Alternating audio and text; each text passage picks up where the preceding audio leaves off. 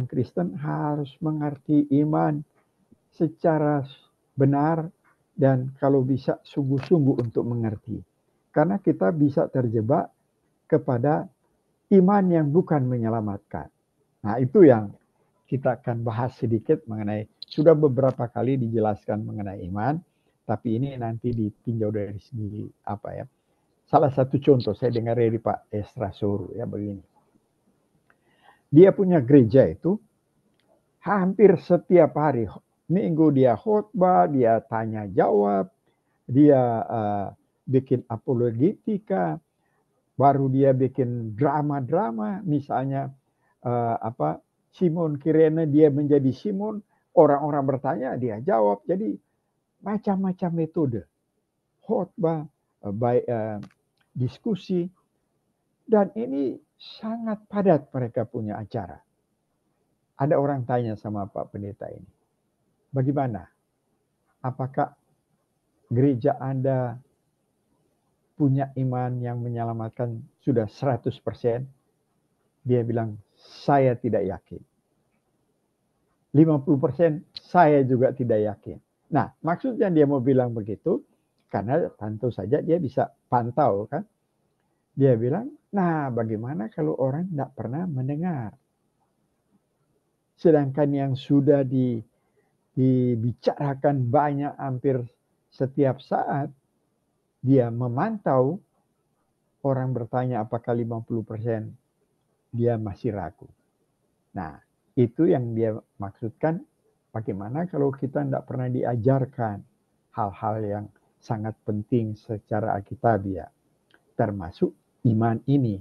Karena cerita ini panjang, diberikan perbedaan-perbedaan, diberikan ironi, dan sengaja kok kepala ibadat yang harusnya lebih mengerti, seolah-olah dipermalukan oleh wanita yang tidak pernah masuk ke sinagoga karena pendarahan itu. Menyangkut iman. Nah, ini yang perlu kita bicarakan nanti mengenai iman ini. Kita sudah beberapa kali, tapi tidak ada salahnya kita untuk supaya tahu apa sih yang iman menyelamatkan itu. Nah, tapi sebelum masuk ke situ, silakan ada yang tanggapan mengenai Yairus dan anaknya Yairus dan wanita pendarahan 12 tahun. Pak Pendeta itu tambahkan dulu. Ya, terima kasih. Saya tertarik dengan tadi Roli menyinggung soal iman. Memang ternyata kebetulan ini yang saya juga lihat di Alkitab, Perjanjian Baru, saya menemukan ternyata memang ada 3 tipe orang beriman itu. Ya kan? Iman pertama itu kita lihat dari Petrus. Waktu dari Matius pasal 14. Waktu Yesus berjalan di atas air, waktu pertama mereka ketemu bilang dia hantu, kemudian Yesus bilang aku ini Yesus. Baru Petrus bilang, Tuhan kalau engkau betul Tuhan, suruh aku juga datang dan berjalan di atas air. Yesus panggil, mari. Dan Petrus turun dari perahu dan berjalan di atas air. Tapi waktu dia lihat gelombang mulai tinggi, mulai bimbang dia, akhirnya dia mulai merasa mau tenggelam. Nah, dia berteriak, Yesus, tolong saya. Yesus bilang, apa engkau orang yang bimbang, kurang percaya. Nah, itu iman Petrus, padahal dia sudah berpengalaman bersama-sama dengan Yesus. Dia sudah melihat perkara-perkara yang ajaib yang selalu dibuat oleh Yesus. Mujizat-mujizat. Yang kedua, itu perwira di Kapernaum. Seorang perwira Romawi. Dia belum pernah melihat Yesus, dia cuma mendengar. Kemudian dia punya pembantu, hamba sakit. Ya suruh dia punya orang-orang pergi ketemu dengan Yesus. Nah, kemudian setelah Yesus mulai dekat, dia datang susul. Kemudian Yesus bilang, ya saya akan datang ke rumahmu. Ini perwira Kapernaum orang Romawi, dibilang nggak usah. Ya toh, saya juga seorang perwira, di bawah saya ada bawahan. Kalau saya bilang datang, pasti datang anak buah saya. Kalau saya bilang pergi, mereka pergi. Jadi cukup saja Tuhan engkau ngomong, pasti hamba saya itu sembuh. Padahal ini cuma pembantunya yang sakit. Yesus sampai bilang, di antara orang Israel dia tidak pernah menemukan iman seperti orang Romawi ini. Ya kan? Jadi dia itu percaya karena hanya mendengar dia sudah percaya. Dan yang ketiga, yaitu yang Yohanes bilang dan Paulus, bahwa kita percaya bukan karena melihat, kita percaya karena tidak melihat. Kita boleh percaya. Jadi berbahagialah orang yang tidak melihat tapi percaya.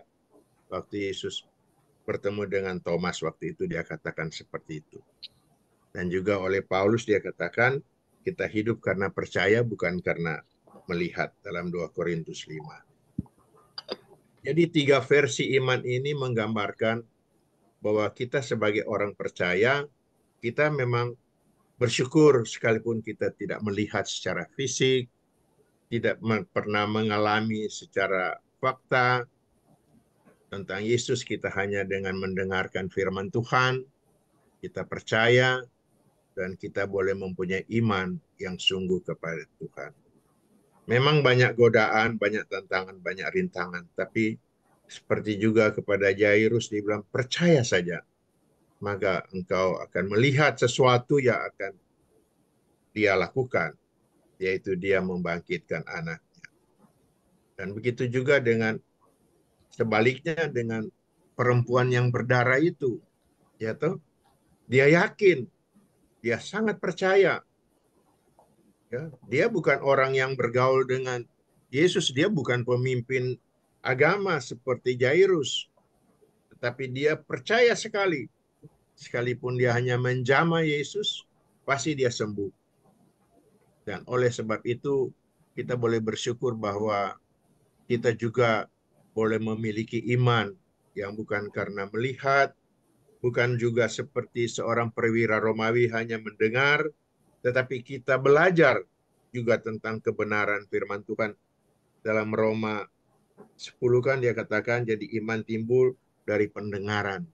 Pendengaran akan kebenaran firman Tuhan. Ya. Jadi kita dengar-dengaran kepada firman Tuhan, kita setia di dalam belajar tentang kebenaran firman Tuhan, yang akan menuntun kita menjadi iman yang sungguh-sungguh percaya kepada Yesus. Kira-kira begitu saya boleh Ya, tambahkan. bagus. Kita Ya, lain silakan. Ya. ada tanggapan?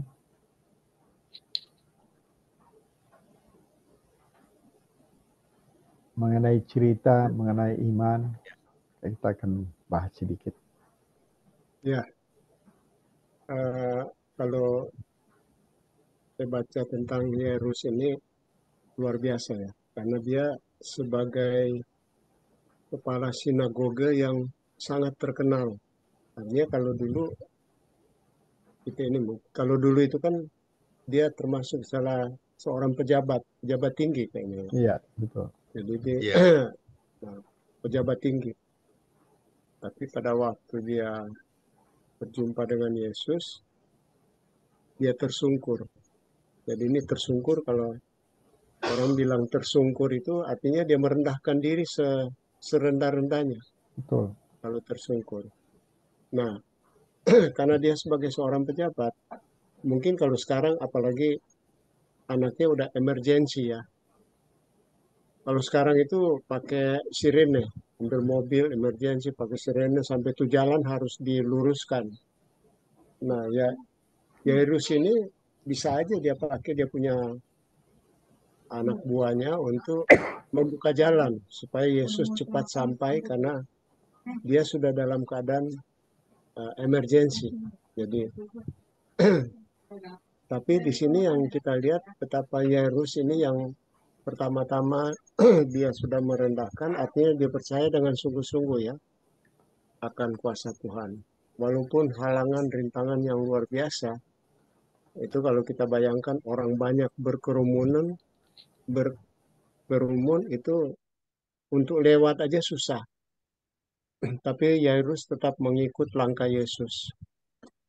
Walaupun harus menghadapi tantangan, tapi Yairus ya mungkin dia gusar juga ya. Secara manusia dia pasti ada gusar, ada kecewa, tapi dia memendam itu. Dia memendam karena tujuannya adalah untuk Yesus sampai kepada sampai kepada anaknya. Dan Yairus tidak meminta kepada Yesus untuk anaknya disembuhkan dari sakit, tapi dia meminta supaya anaknya diselamatkan. Nah, ini luar biasa. Artinya bukan bukan sesuatu yang dia minta untuk anaknya diselamatkan. Nah, yang pertanyaan yang kita mau tanya itu ayat terakhir itu Yesus melarang untuk mereka waktu Yesus sudah membangkitkan uh, anak Yairus, itu Yesus melarang untuk mereka memberitahukan. Itu uh, maksudnya apa ya?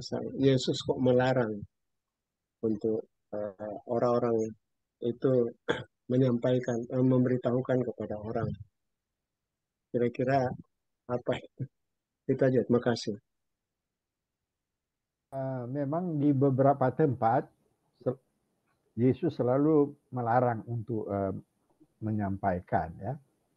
Kenapa? Karena bayangkan ya, Yesus belum membuat mujizat membangkitkan, orang-orang sudah bersesak. Jadi ini akan menghalangi pekerjaan Yesus. Karena Yesus akan ke pelosok-pelosok. Karena ada tulisan di Alkitab, bagaimana Yesus bukan hanya datang ke Yerusalem, tapi dia datang ke kampung-kampung untuk memberitakan Injil. Nah, kenapa dia melarang? Karena ini saja Yairus mesti melewati kerumunan banyak orang, baru dia datang tersungkur. Si perempuan ini harus menerobos dengan berani, karena kalau mereka tahu dia pendarahan kan, waduh, bisa dilempar batu itu, karena dia datang untuk menerobos di kerumunan. Nah, apalagi kalau ini berita tersiar, waduh, bayangkan waktu Yesus memberikan makan orang-orang itu, Yesus menyeberang, semua sudah lebih dulu datang, ya kan? Jadi akan menghalangi pekerjaan Tuhan. Itu maksudnya dari beberapa penafsir kitab-kitab yang kenapa Yesus melarang. Dan kedua, kenapa? Karena dia punya misi kan belum selesai. Kalau dari pemimpin-pemimpin agama ini tahu ini sudah mau mencelakakan mereka punya bisnis, ini mau cepat dimatikan ini Tuhan Yesus. Tapi kan ini misi belum selesai. Jadi banyak hal yang sengaja Yesus untuk melarang supaya jangan menghalangi pekerjaan dia untuk menyampaikan firman. Itu kira-kira.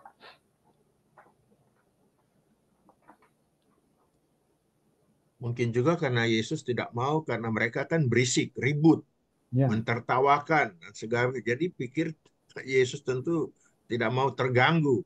Ya. Jadi dia usir mereka supaya dia bisa dengan tenang menghadapi anak itu.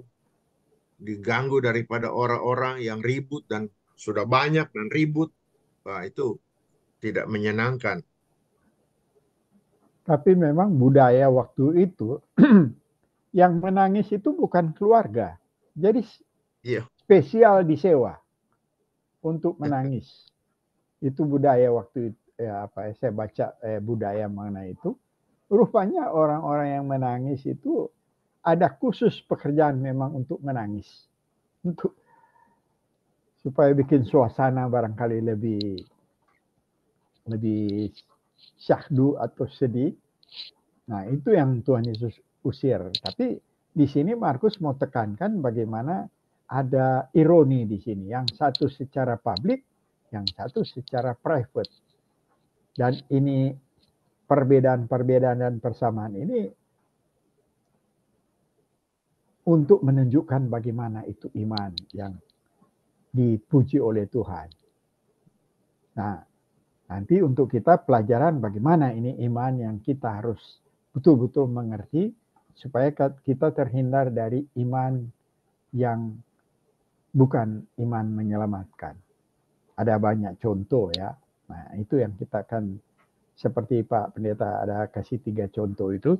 Nanti kemarin juga kita sudah pernah bahas. Nah, kita akan ulang dengan dari segi yang lain.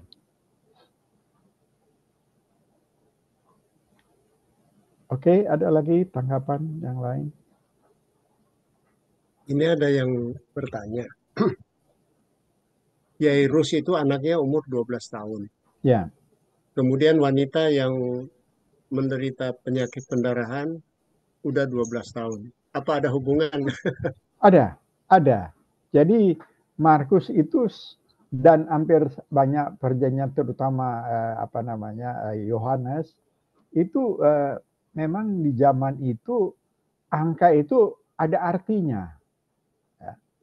Jadi artinya, nah nanti berikut ada cerita yang lain menyangkut gini. Ada cerita yang lain kan di dalam kitab Markus ini ada Yesus pernah memberi makan ya. Memberi makan dan ada yang sisa 12 bakul, ada yang sisa 7 bakul. Apa artinya itu di dalam cerita Markus ya? Jadi 2 kali kan Yesus memberi makan.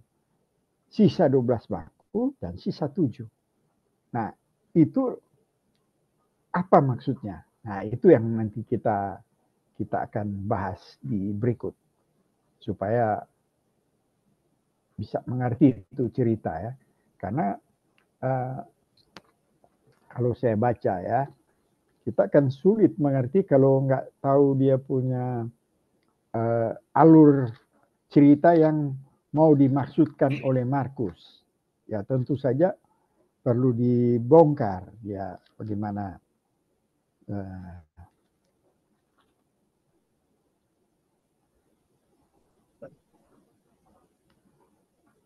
tapi kalau sudah mau bahas ini nanti berikutlah. Karena itu tersendiri ada bagannya, nanti kirim ke Jebak, baru Jebak bikin di bagan karena harus pakai bagan untuk menerangkan. Jadi intinya begini, Yesus itu menyeberang ke menyeberang. Jadi harus mengerti sedikit geografis ya. Jadi di geografis itu di atas itu utara, bagian utara itu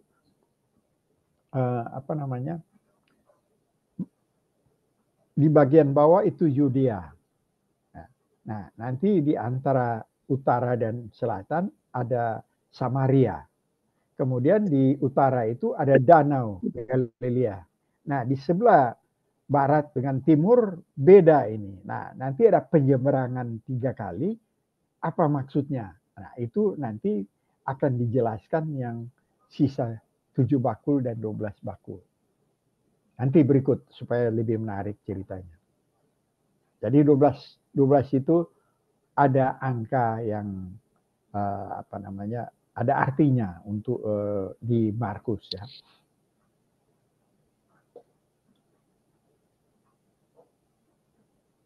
Si Paul Lawi so pernah sebut apakah ini 12 suku atau 12 murid. Nah, ini 12 suku, untuk 12 suku karena bangsa Israel pada waktu itu. Yesus belum mengumpulkan belum melepas ini 12 rasul untuk menggantikan 12 suku ini.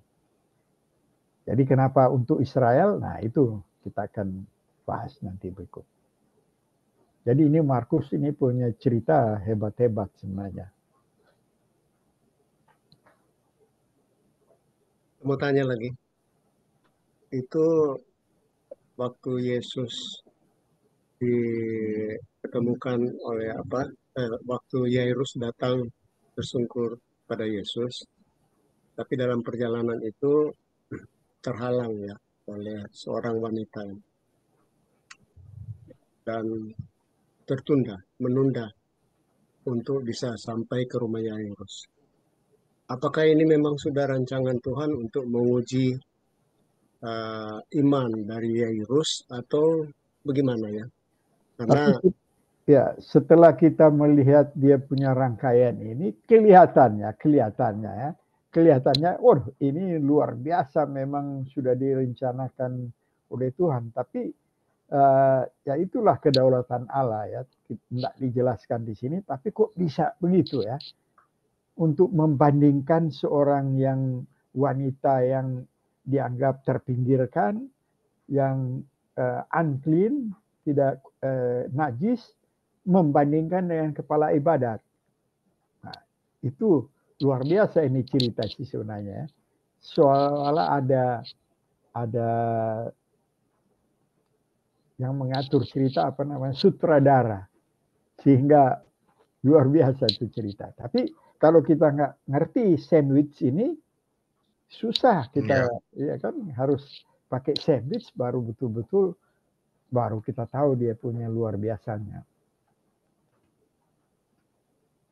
Karena kalau enggak kan orang bingung, loh ini cerita pertama belum selesai kok disisipin cerita baru.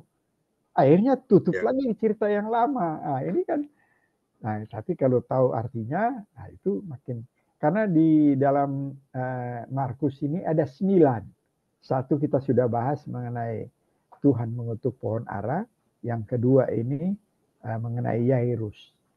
Nanti kalau ada kesempatan lain kita bahas juga yang salah satu dari 9.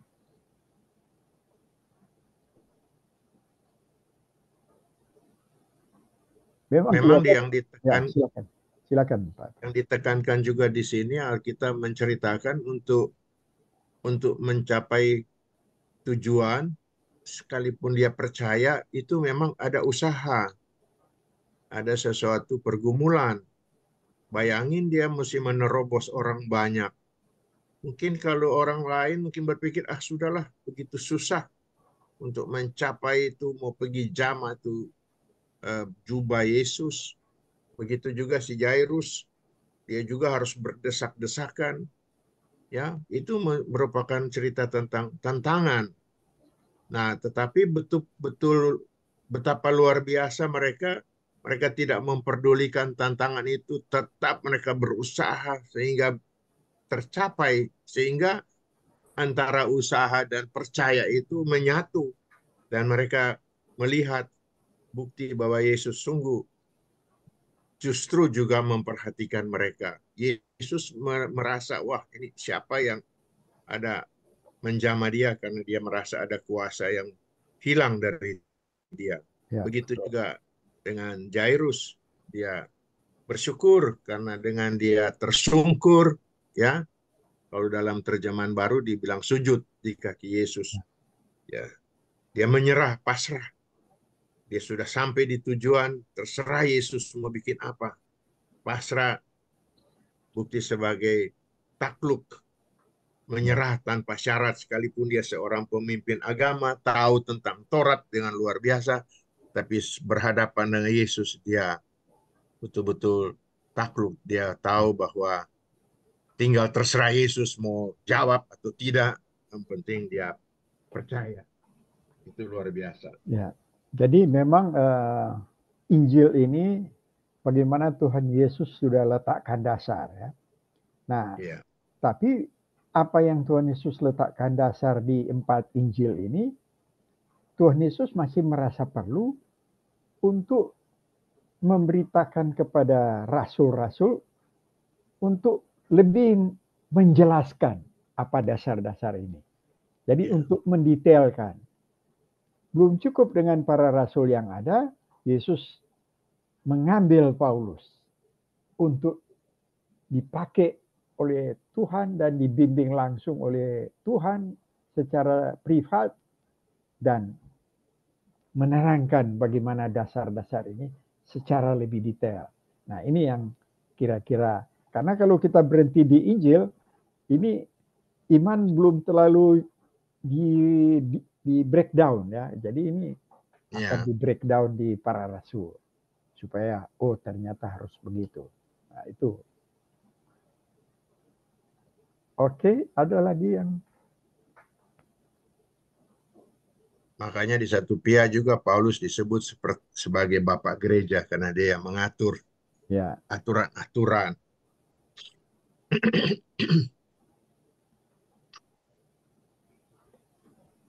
Mana Ben? Belum Ben? Lucky? Edison? Kalau kita barangkali yang berbeda ya. Jadi sebenarnya kita semua mendapat kasih anugerah dari Tuhan. Tapi kadang-kadang kita yang menolak. Jadi nah itu. Tapi kalau kita menerima, ya semua kan diberikan Tuhan, iman diberikan Tuhan, semua diberikannya semua lah. Tinggal terserah dari kita. Kalau kita menolak ya, sudah ya. Kan Tapi dia bilang, Ben, oke, sebelum ya, terus kita potong ya. oke. Jadi yang kita menerima atau menolak itu Arminian punya. Oh, ya. Ya, jadi gini, kalau Reform punya, itu kalau Tuhan kasih anugerah, tidak bisa orang tolak. Ya. Misalnya, ya, Oke. Yesus panggil misalnya murid-murid, ikut aku. Tak bisa mereka tolak, semua terima. Kita lahir baru kan bukan karena kita punya perbuatan baik atau karena kita dilahirkan baru. Kita tidak bisa tolak itu. Tahu-tahu kok kita mau datang. Ada hati yang terpanggil untuk datang. Nah itu kita tidak bisa tolak. Kalau Arminian, dia begini. Jadi ada anugerah itu beda dengan anugerahnya apa ya? Anugerah dulu, baru anugerah ini membuka kemampuan untuk menyatakan karena kalau dia tidak dapat anugerah ini, orang berdosa tetap tidak akan menerima Tuhan.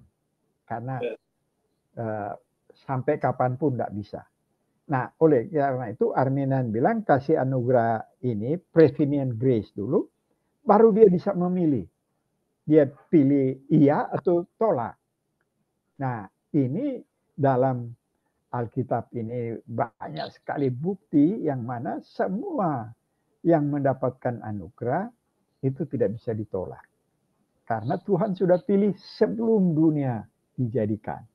Nah, barangkali kita melihat kita punya diri sendiri.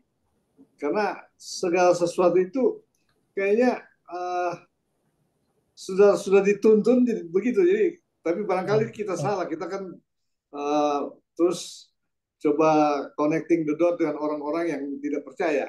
Barangkali itu kita salah. Tapi maksudnya kita punya diri sendiri. Semua karena dia lah, karena Tuhan, bukan karena kemampuan kita. Cuma itu aja. Iya. Jadi kita barangkali salah tadi karena kita berpikir ya orang-orang yang lain kok. Jadi kita anggap orang menolak. Jadi kalau kita, ya makanya itu barangkali kita punya kesalahan karena kita membayangkan orang-orang yang karena ada di itu sebenarnya kayak Yudas ya, dia itu bukan orang pilihan. Jadi Yudas kenapa diberikan kesempatan oleh Tuhan? Tuhan mau adil, memberikan kesempatan semua, tetapi yang dipilih yang akan respons. Dan siapa yang dipilih tidak bisa menolak. Itu kalau 5 point dari Calvin itu namanya irresistible grace. Irresistible grace. Jadi anugerah yang tidak bisa ditolak. Begitu datang ke Anda yang mau percaya, tiba-tiba mau datang percaya. Jadi kalau kita barangkali kita melihat kita punya diri sendiri bahwa apa-apa semua kayak bukan berjalan begitu aja, bukan kita punya kemampuan. Betul. Jadi kayak kita misalnya kita waktu dari kecil ya, dulu kalau waktu kecil tuh kalau mau menjelang Christmas kan orang mau main tonel. Terus kita dikasih ayat sama guru sekolah minggu. Tahu kita baru sadar sampai di Amerika, kok aja kita ingat terus ini Dulu kan bilang Yahya 3 ayat 16, sekarang Iya. John. Kita ingat. Jadi kita, kok kita bisa ingat? Iya. Padahal sudah puluhan tahun. Kan waktu itu kita baru-baru umur berapa? 5-6 tahun kali. Ya. Itu sebabnya kan di Efesus bilang, kita diselamatkan oleh anugerah melalui iman. Itu bukan pekerjaan kita, oleh karena itu kita tidak bisa menyombongkan. Nah, kalau kita diselamatkan oleh anugerah, itu 100% dari Tuhan. Ya. Jadi, kalau kita merasa, kok kita mau datang, kita mau mendengar firman, kita mau datang ke gereja, tapi dengan sungguh-sungguh. Nah, itu anugerah. Nah, itu yang kita tidak bisa tolak. Tapi ada orang yang kelihatannya seperti mendapat anugerah, tapi nanti ketahuan. Ya, misalnya ya, kita baca di 1 Yohanes 2 ayat 19. Rasul Yohanes bilang begini, memang mereka berasal dari antara kita. Jadi mereka ini berasal dari kita, satu-satu gereja sama-sama. Tetapi mereka tidak sungguh-sungguh termasuk pada kita. Sebab jika mereka sungguh-sungguh termasuk pada kita, niscaya mereka tetap bersama-sama dengan kita. Tetapi hal itu terjadi supaya menjadi nyata bahwa tidak semua mereka sungguh-sungguh termasuk pada kita.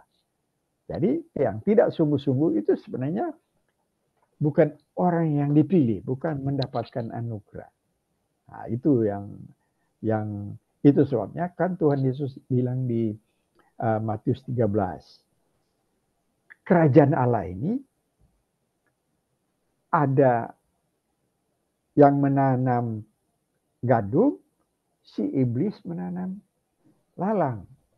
Penjaga bilang, ini perumpamaan. Tuhan, bolehkah kita cabut ini lalang? Nah, ternyata karakteristik daripada gandum itu, kalau dia sudah mulai tumbuh dan membesar sebelum panen, itu dekat sekali. Jadi kalau sangat dekat itu sama kayak padi ya, kalau kita tanamkan jarak-jarak. Tapi kalau dia sudah mulai besar kan sudah mulai nggak ada jarak dia karena sudah banyak sekali dia punya dahan. Nah, jadi lalang di situ kalau dicabut bisa tercabut tuh gandum itu. Nah, Tuhan bilang nanti kalau sudah masanya waktu panen baru kita cabut semua, pisahkan. Mana gandum, mana lalang. Lalang dibakar. Itu di dalam kerajaan Allah. Nah, itu yang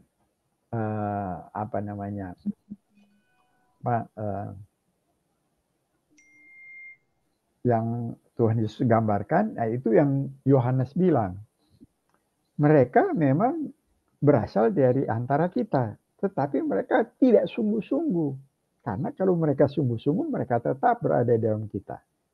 Nah, akhirnya kan kayak ada satu pendeta di Jakarta kan, si pendeta Mandei ya.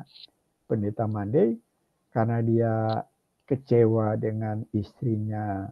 Istrinya kan anaknya Asari, kalau nggak Legend Asari, Pangkuwilan bagian timur ya. Nah, karena ada kecewa, dia affair dengan Angkatan Darat perempuan. Karena dia kan pendeta Angkatan Darat. Akhirnya jadi imam dia. Dan mati sampai terakhir nggak bertobat. Nah, itu yang Rasul Yohanes bilang. Jadi kembali lagi kita yang mengenai iman, kita punya iman, ya kita percaya itu semua karena anugerah dari Tuhan. Ya, ya. Jadi kita nggak mau membanding-bandingkan dengan inilah. Jadi ya. tadi ralat lah itu. Ya. Jadi kita pemahaman itu lah. Tapi tidak apa-apa Ben, justru dari kita kan ada contoh-contoh supaya karena kalau orang yang betul-betul tidak percaya, pertama dia akan kelihatan belangnya. Kedua, kalau betul-betul dia tidak percaya, tidak akan mungkin dia cari Tuhan.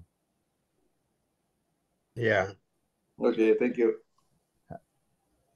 Seperti Yunus yang menolak firman Tuhan, anugerah, tapi karena dia mau dipakai ya terpaksa dia menerima. Ya. Jadi Yunus punya persoalan, jadi sama aja dengan kita. Setelah kita dapat anugerah itu kan ada jatuh bangunnya. Itu waktu kita jatuh kan menolak gitu. Seolah-olah menolak, tapi kita di dalam jalur yang benar. Nah, kalau Yunus dia menolak, tapi pada waktu mau dibuang, pada waktu itu dia bilang saya itu takut sama Tuhan. Kan kalau baca benar, saya takut sama Tuhan. Tapi akhirnya kan mereka buang. Nah, jadi orang masih tetap percaya, mau dibuang pun dia tetap masih bilang takut terhadap Tuhan. Jadi orang percaya. Nah, kenapa dia menolak? Sama dengan orang waktu jatuh. Kan firman bilang begini, jangan kita lakukan. Malah diulang-ulang lagi. Kalau si ini kan cuma satu kali dia bikin. Kalau orang sering ulang-ulang kan. Nah itu kalau sudah dipilih akan diselamatkan. Itu sebabnya ada namanya the golden chain of salvation. Apa itu golden chain? Berarti rantai emas daripada kita punya keselamatan di Roma 8 ya. Supaya tahu kalau Roma 8